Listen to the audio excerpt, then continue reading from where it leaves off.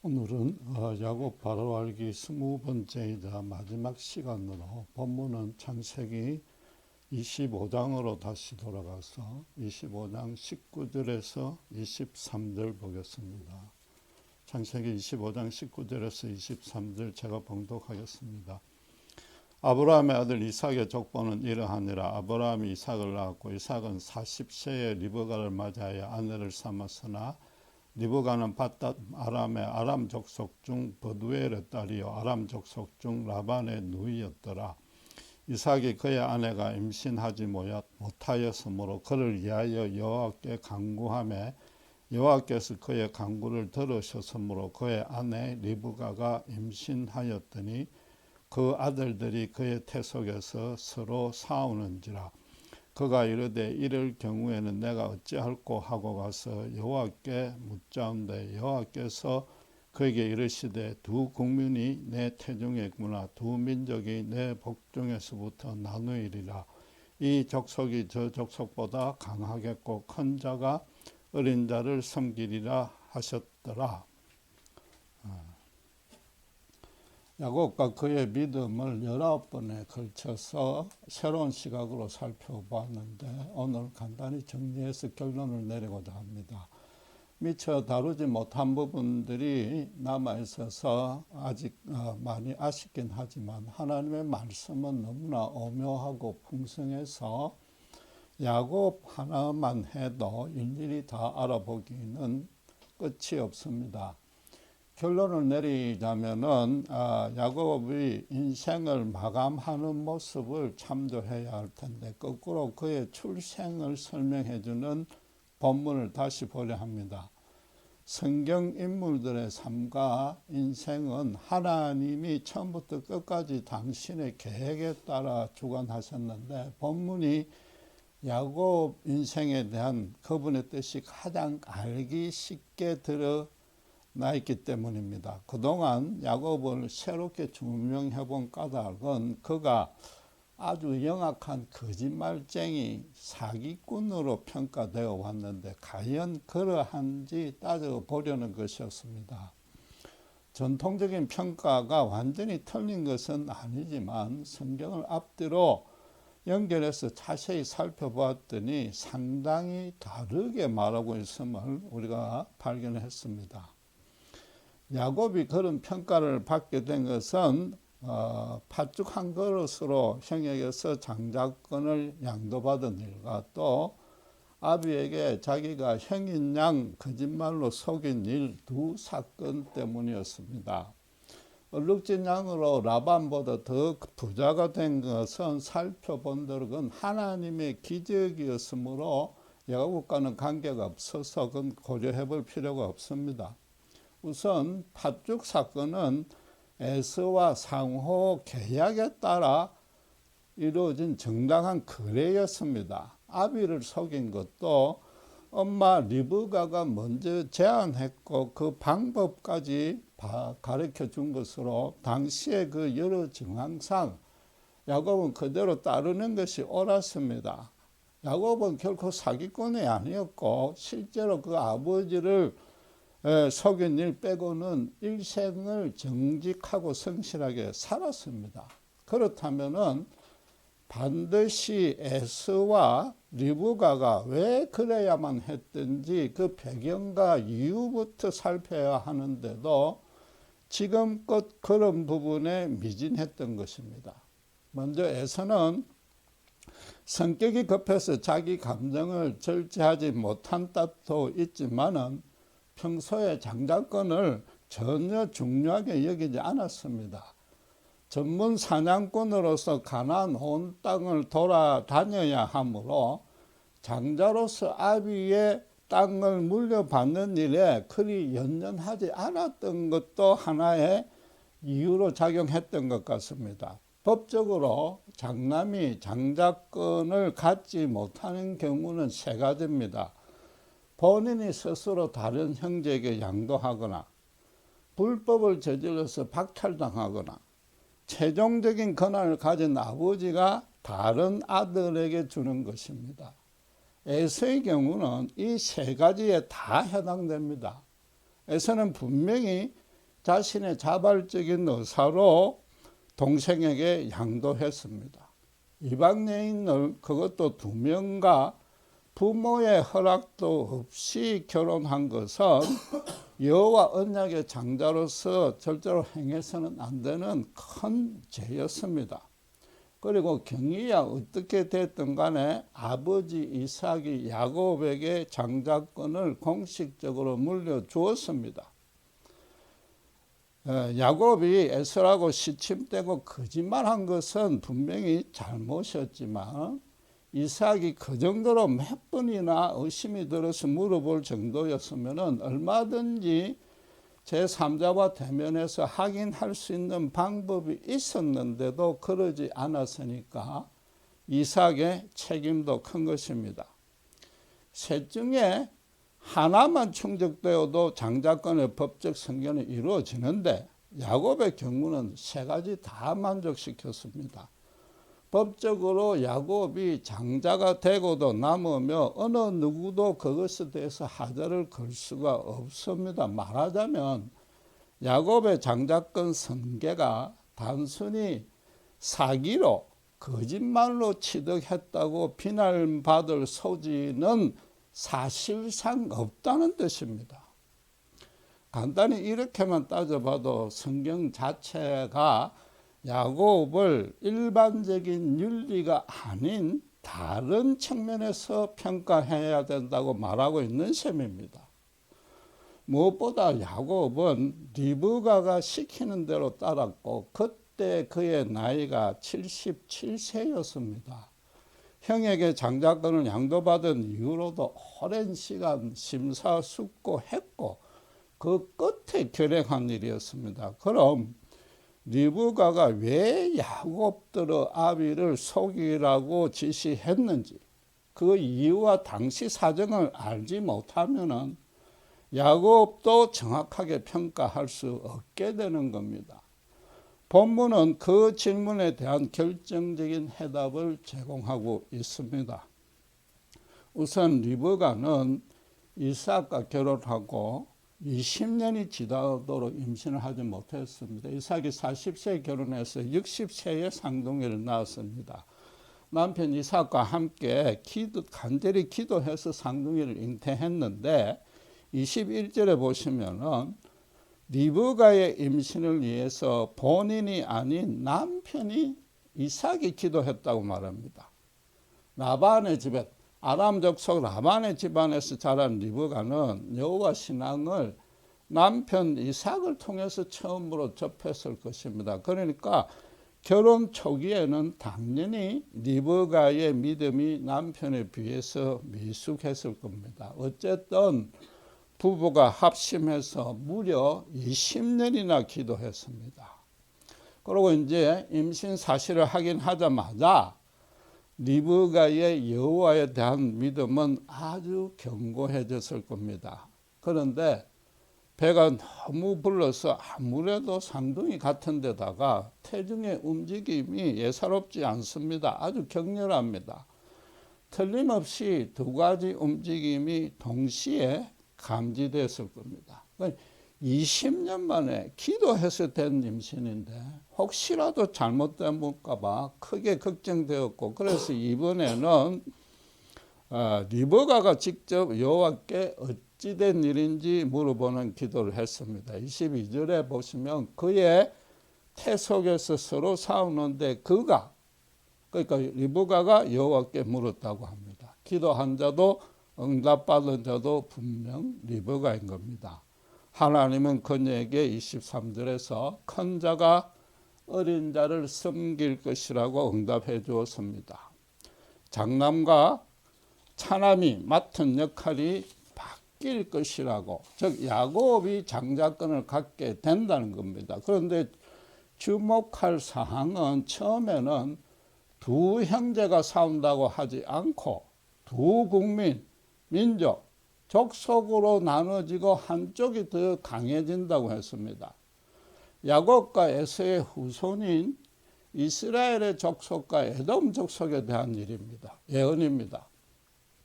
장래에 일어날 일은 하나님만이 주관하시므로 그 두 종족이 서로 다투되 에돔이 이스라엘을 섬기게 될 것까지도 여호와는 이미 다 계획하셨던 겁니다. 그리고 끝에 가서 큰 자가 어린 자를 섬긴다고, 즉 두 민족의 선조인 에서와 야곱도 그렇게 될 것이라고 덧붙였습니다. 한마디로 야곱이 형 에서 대신에 장자권을 차지하는 것은 그들이 태어나기 전부터 확정되어 있는 하나님의 뜻이자 계획이었습니다. 그렇다면은 지금까지처럼 야곱을 거짓말쟁이라고 비난하면 결과적으로 또 간접적으로 하나님의 뜻이 잘못되었다고 비난하는 꼴이 됩니다. 오늘의 본문은 야곱을 사기꾼이라고 쉽게 판단 정죄해서는 안 된다고 분명히 선언하고 있는 겁니다. 그렇다고 야곱을 그렇게 이끄신 하나님의 잘못일 수는 결코 없습니다.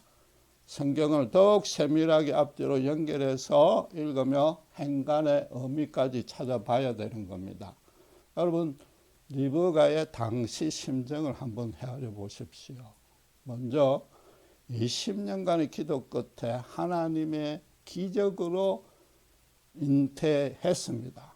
그 태중의 비상한 움직임 때문에 다시 기도해서 차남이 장남 역할을 할 것이라는 예언을 들었는데 실제로 야곱이 에서의 발꿈치를 잡고 나오는 증거까지 받았습니다.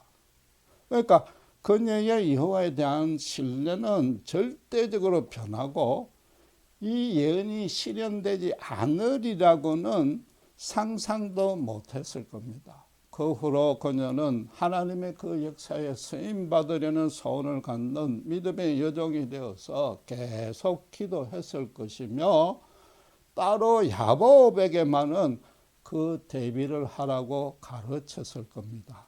에서는 장자권에 관심도 없는 데다가 어느 날 야곱이 에서에게서 정식으로 양도받았다고 하니까 엄마로서 그동안 그 장남에게 갖고 있던 미안한 마음도 해소되었을 겁니다. 그러다가 이삭이 노쇠해서 눈이 어두워진 어느 날 장자권을 에서에게 주겠다는 말을 리브가가 우연히 듣게 되었습니다. 하나님의 예언이 이삭에 의해서 무산될 판입니다. 부랴부랴 비상대책을 세워서 시행할 수밖에 없었습니다. 반드시 이삭들의 에서 대신에 야곱을 축복해 주도록 만들어야만이 장자권 양도의 세 가지 법적 조치 가운데 가장 중요한 절차가 마무리되는 겁니다. 틀림없이 리브가는 이삭에게서 이삭 본인의 그 출생의 스토리도 전해 들었을 겁니다. 시어머니 사라가 아들을 줄 것이라는 여호와의 약속을 받았으나 기다리지 못하고 하갈을 아브라함의 첩으로 주었습니다. 하나님의 기적만 바라볼 수밖에 없었던 사라로서는 끝까지 기다렸어야 함에도 불구하고 자기가 앞서서 인간적인 수단으로 하나님의 계획을 달성하려는 잘못을 범했습니다. 리브가의 경우는 스스로 계책을 고안해낸 것은 사라와 같으나 나름의 믿음의 행위였습니다. 끝까지 기다리지 못한 사라의 전철을 밟지 않으려고 아들끼리의 계약이 이루어진 후에도 지금 수십 년간 기다렸습니다. 그러다 급기야 지금 하나님의 약속과는 반대로 사태가 흘러갈 판이라 어쩔 수 없이 지금 바로 잡은 겁니다. 아비 이삭이 에서에게 장자의 축복을 해버리면 끝이 나므로 당시 상황에서는 최선의 방안이었던 겁니다. 물론 리브가가 남편을 야곱이 아버지를 거짓으로 속인 걸 잘했다고 인정하고 또 그래도 된다는 뜻은 결코 아닙니다. 그러나 인생사란 것이 통상적인 도덕이나 종교적인 가르침으로 해결될 만큼 손쉽고 간단한 것이 아니며 모든 일을 선과 악 둘로 딱 부러지게 나눌 수도 없는 겁니다. 만약에 리브가가 이삭을 설득시켜서 이게 하나님의 뜻이니 장자권을 야곱에게 주기로 했다고 서로 결정하고 에서에게 그렇게 통보하면 어떻게 되겠습니까? 에서로서는 부모는 물론이고 여호와에 대해서 씻을 수 없는 상처와 원한을 갖게 될 것입니다. 알다시피 가인은 아벨이 자기에게 직접적인 잘못을 하나도 범하지 않았는데도 하나님이 단지 자기 제사를 연락하지 않았다는 이유로 그 하나만으로 친동생인데도 죽어버렸습니다. 이삭이 에서에게 그렇게 통보하면 에서로서는 하나님과 부모에게는 대들 수 없으므로 그 일에 전혀 관여하지 않은 야곱을 죽이려 들기는 마찬가지였을 겁니다. 그러나 야곱이 아벨을 속이게 되면 에서가 아비와 여호와에게는 분노를 품지 않을 것이라고 리브가가 판단했을 수도 있는 겁니다. 만약 그녀가 하나님께 능히 못할 일이 없다고 믿고 끝까지 가만히 있었으면 어떻게 됩니까? 장자가 된 에서가 죽어야만 야곱이 승계합니다. 그렇지 않으면 이삭이 갑자기 죽거나 사고가 나서 장자권 장도를 할 수 없어야만 이미 계약한 대로 야곱의 차지가 됩니다. 리브가로서는 이건 도저히 감당할 수 없는 시나리오인 겁니다. 그녀는 이삭이 에서에게 말하는 것을 우연히 혼자 듣게 된 것도 어쩌면 그 일을 막으라는 하나님의 신호라고 받아들였을 겁니다. 여러분, 거의 모든 우리 신자가 경험하고 있듯이 어리석고 현약한 인간이 하나님의 뜻을 미리부터 정확히 분별하여서 실제 삶에 그대로 적용 실현하는 일은 절대로 쉽지 않습니다. 리브가는 주어진 여건에서 나름대로 최선을 다하려 했고 그런 그 순전한 중심만은 있는 그대로 정확하게 평가해 줘야 됩니다. 야곱 또한 형에게서 장자권을 정식으로 양도받았는데도 77세가 되도록 일절 아벨에게 발설하지 않으면서 아버지 이삭에게서 언젠가는 인정받게 되기를 기도하면서 기다렸던 것이고 그게 이런 모습으로 하나님이 응답해 준 겁니다. 다시 강조하지만 그들의 거짓말을 변호하려는 것은 아닙니다. 이 모든 일과 그 후에 야곱의 인생을 하나님의 당신의 언약의 장자로 세우려고 당신만의 절대적인 주권과 완벽한 섭리로 이끌고 계셨다는 사실입니다. 그것에 주목해야 되는 겁니다. 우리가 거짓말 했니 안 했니? 그 간단한 문제, 물론 그 옳다는 건 아니지만 강대하신 하나님을 볼 줄 알아야 된다는 겁니다. 인간 쪽에서는 자신의 자유의지대로 스스로 판단, 결정, 시행했어도 심지어 윤리적, 종교적인 허물이나 잘못을 범했어도 하나님은 그것마저도 합력해서 선으로 이끄시고 지금 그들이 태어나기 전부터 세운 당신의 계획대로 이끌고 계셨던 겁니다. 야곱이 에서의 살해 위협을 피해서 하란으로 도망가게 된 것이나 그곳에서 탐욕스럽고 음흉한 외삼촌 라반에게 20년간 시달린 것이나 얼룩진장의 기적으로 거부가 된 것이나 마지막에 라반과 큰 충돌이 있을 뻔했으나 거꾸로 자신의 무죄와 정직과 성실이 그 이방 족속들 앞에서 증명된 것이나 지난주에 살펴본 대로 다시 가나안으로 돌아와서 10여 년간 가족의 신앙교육에 등한히 하다가 영적 개혁을 일으킨 것 등등 그 모든 일들이 하나님의 완벽한 각본에 따라서 하나님 그분이 주도하신 겁니다. 당사자인 야곱은 때로는 현실적 개인적으로 큰 어려움과 상처와 고난과 희생을 겪었어도 결국은 그게 자신에게 유익이 되었고 영적으로 성숙하게 큰 도움이 된 것입니다. 무엇보다도 하나님의 하나님다우심을 그를 통해서 이방 족속들 앞에 증명할 수 있었던 겁니다. 장자의 명분이라고 32절에 번역된 히브리어는 베코라인데 그게 초태생, 첫 아들을 의미합니다. 영어로는 birthright인데 원어 뜻 그대로 태어나면서부터 확보된 소멸할 수 없는 권리인데 하나님이 그 집안에 최초로 부여한 생명입니다. 첫 생명입니다. 장남으로서 하나님이 주신 자신의 생명 물론이고 이어서 태어날 동생들, 형제들의 생명도 귀하게 여기고 보호할 책임을 지는 겁니다. 그러니까 기업을 다른 형제의 2배로 받게 하는 겁니다. 그런데 야곱이 그를 팥죽 한 그릇에 야곱의 에서에게 팔 때에 에서가 어떤 말을 했습니까? 창세기 25장 32절에 보면 내가 죽게 되었으니 이 장자의 명분이 내게 무엇이 유익하리요 그랬습니다. 팥죽 한 그릇은 한 사람의 한 끼의 식량 분량입니다. 그냥 한 끼 허기만 채울 수 있습니다.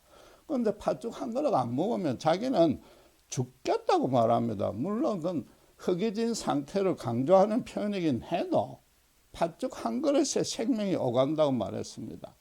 장자권은 자신은 물론이고 가족의 생명이 걸린 너무나 고귀한 권한이자 책임입니다. 하나님으로부터 부여받았기 때문에 일생 동안 소중하게 실현해야 하므로 팥죽 한 그릇 가치밖에 안 된다고 말했습니다. 말이란 것은 자신의 생각이 드러나는 법인데 평소부터 에서는 생명의 주관자이신 하나님을 우습게 여긴 겁니다. 그는 장자권을 받을 자격이 전혀 없었고 그랬다가는 그 후손들마저 자기처럼 하나님과 등을 지게 만들 것입니다.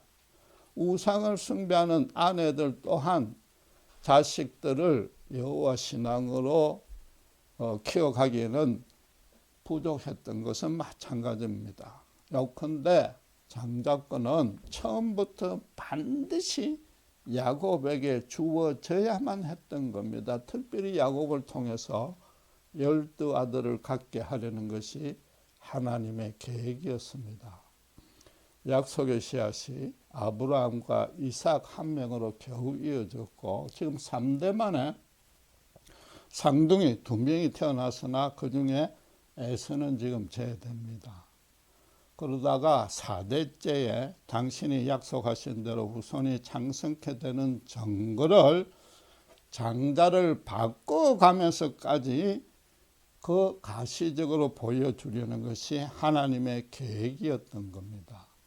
야곱은 형제라고는 쌍둥이 형 에서 하나뿐이었습니다. 그런데 그 형이 온 들판으로 사냥을 다니느라고 형제간에 우애를 나눌 겨를이 없이 77년을 혼자서 외롭게 지낼 수밖에 없었습니다. 야곱은 자기 자식들만이라도 자기처럼 외롭게 지내지 하지 않겠다고 결심했을 겁니다. 그래서 처음에는 라반에게 속았지만은 결국은 여종 2를 포함해서 4 아내를 두고 아들만 12이나 낳았던 겁니다.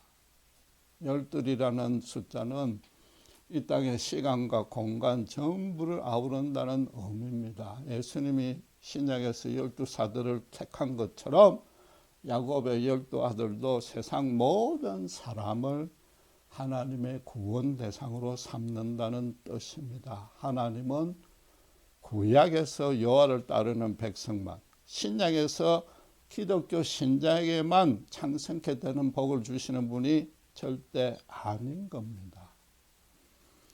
이 일을 두고 바울은 로마서 9장 10절에서 13절에 이렇게 평가했습니다. 로마서 9장 10절에서 13절입니다. 제가 봉독하겠습니다.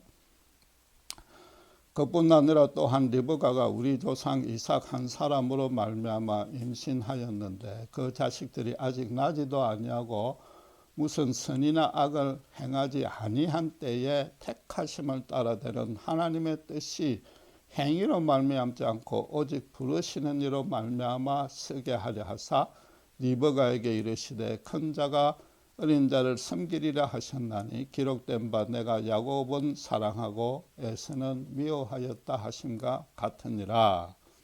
이 문맥상의 뜻은 하나님이 택한 자에게 당신의 전적인 은혜로 구원을 베푸신다는 애정을 증명해 주는 그 예로 야곱과 에서를 든 것입니다. 그런데 선이나 악을 행하지 아니할 때 그랬다 그랬으니까 이미 야곱의 일생이나 그 사건을 두고 선과 악으로 따지지 말라는 겁니다.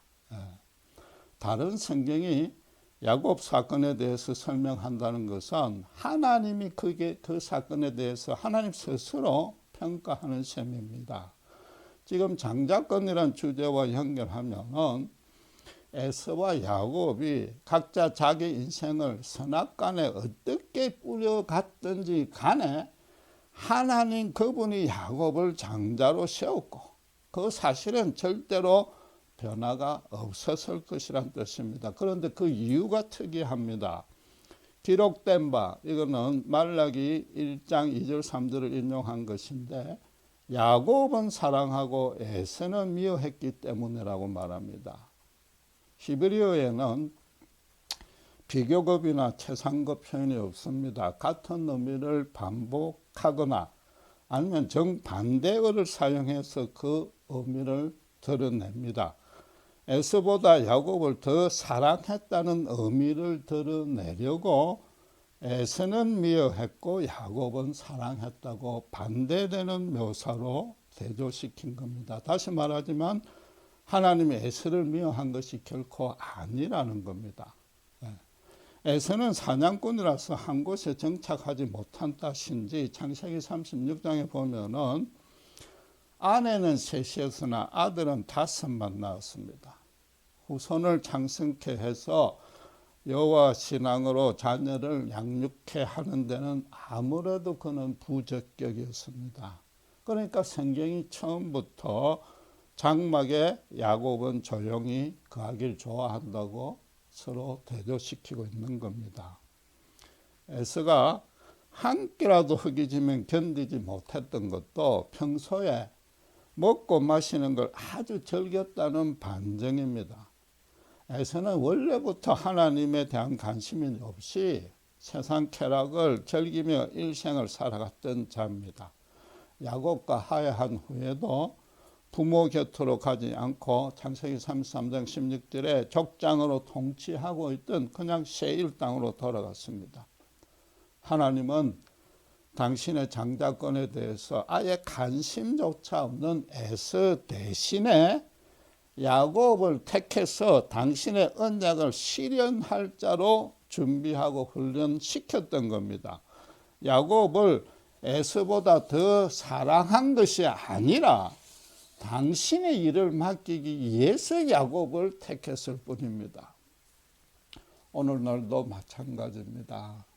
하나님이 불신자를 미워하는 것이 결코 아니며 그들이 끝까지 예수님의 십자가 구원을 거역하며 세상에서 살기를 좋아함으로 그냥 그대로 두시는 겁니다.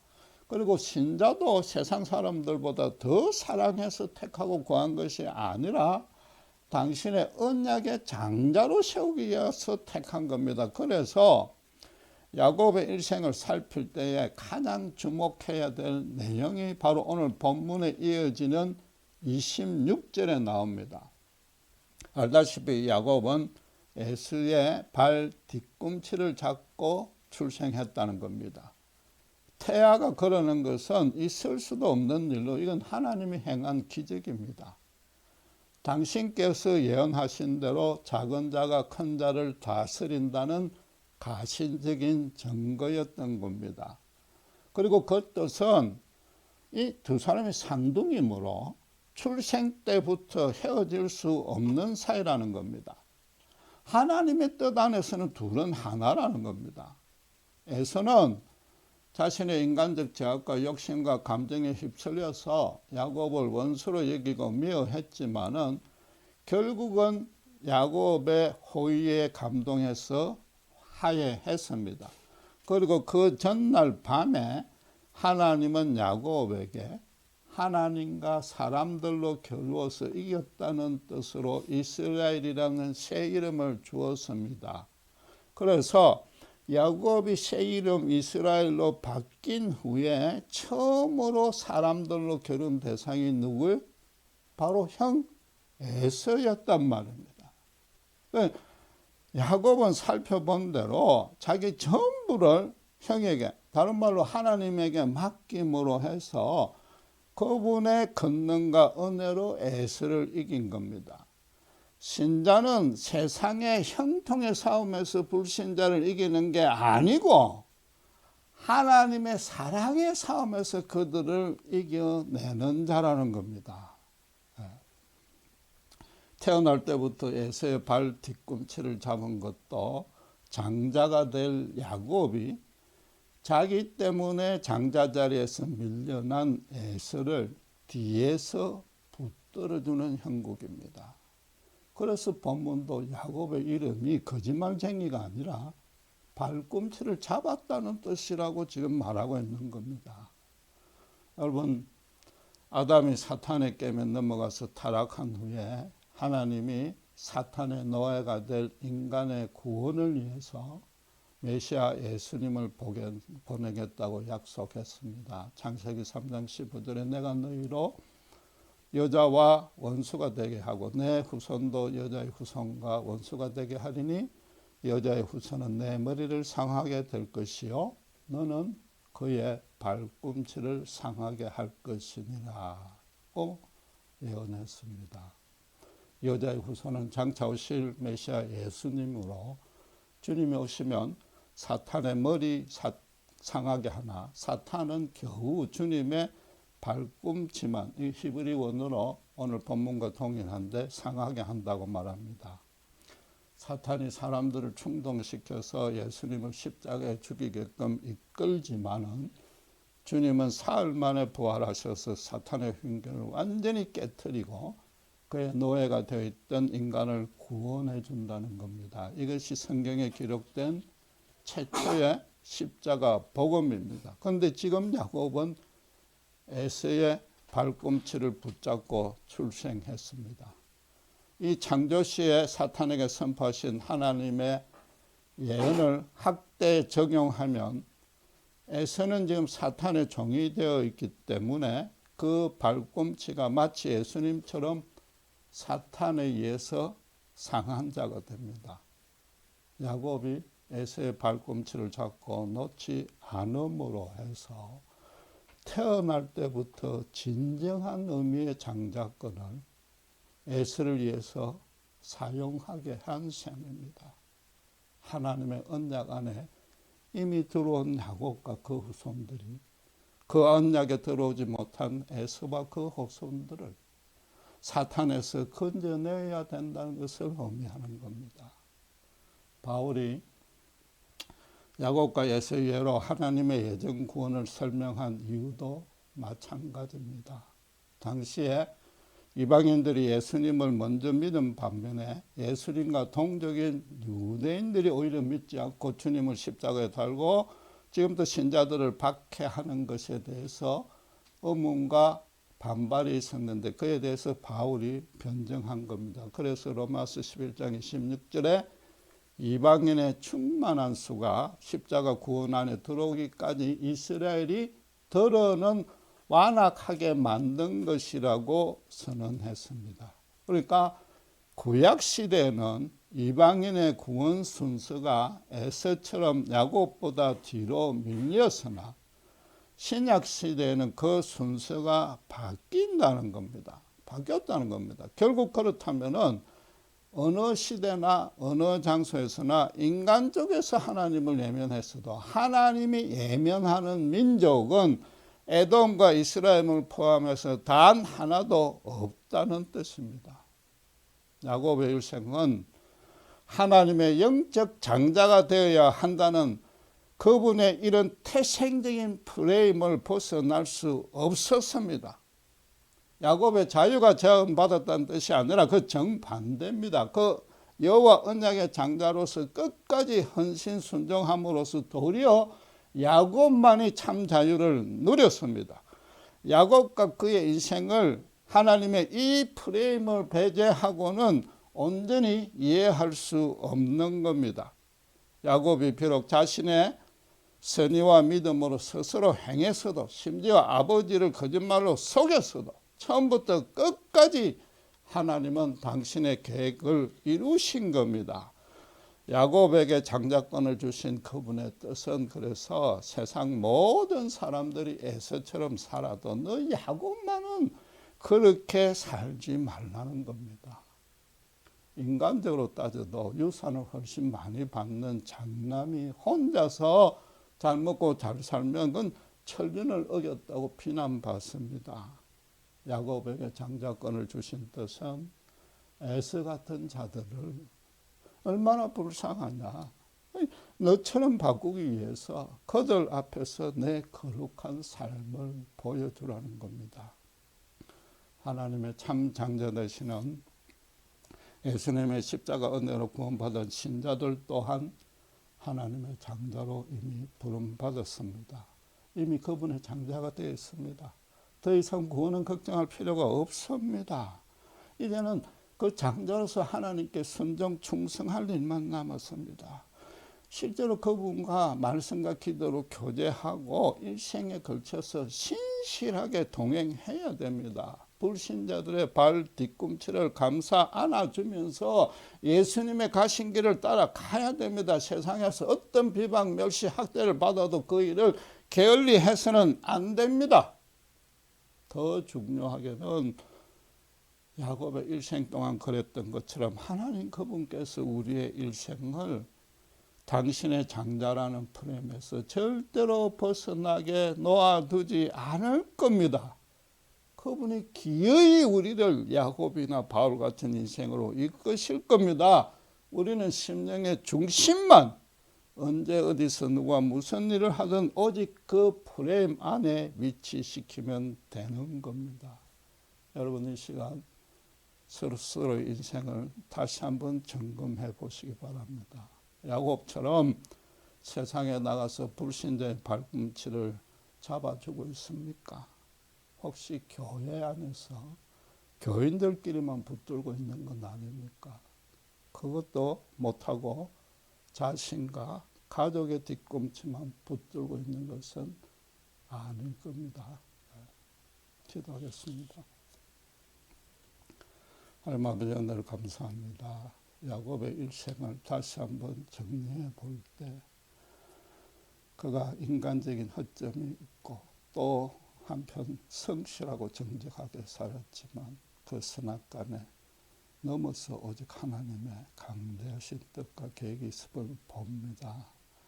바로 예수님의 십자가 구원으로 이루는 그 씨앗을 창성하게 보존하고 우리로 하여금 야곱과 같은 장자로 세우게 하심을 그 계획 가운데 있음을 압니다.